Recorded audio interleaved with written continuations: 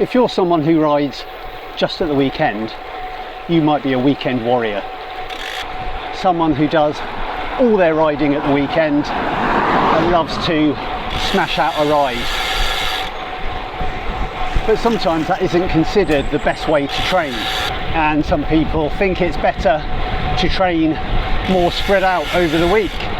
Well, the good news is that's not necessarily the case.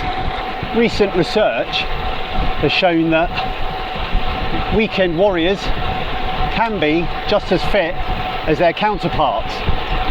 If you're riding for 4 hours a week and you spread it out over 3 or 4 rides, a weekend warrior doing 2 2-hour rides can be just as fit.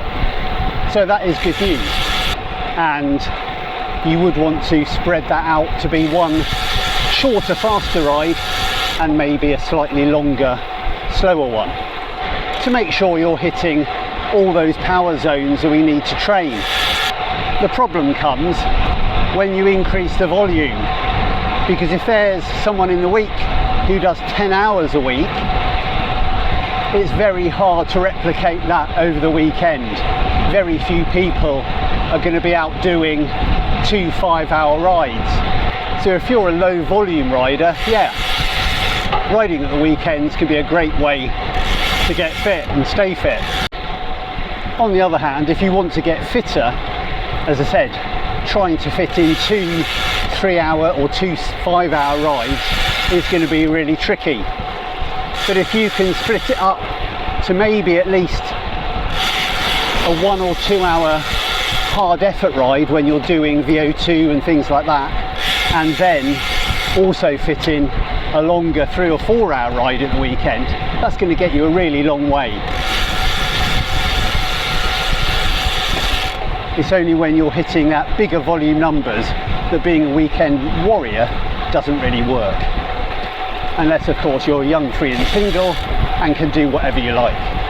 We've been lucky enough this weekend to get out on a longer ride, stay overnight and then come back. But that's not something we'll be doing all the time. How do you fit in your training? Don't forget to drop it in the comments below. So one thing to remember is there's plenty of ways to skin a cat, and you can get very fit being a weekend warrior or being someone who spreads stuff around during the week. And if you're sort of riding up to mid-volume, 5, 6, 7 hours a week, well then you can get extremely fit.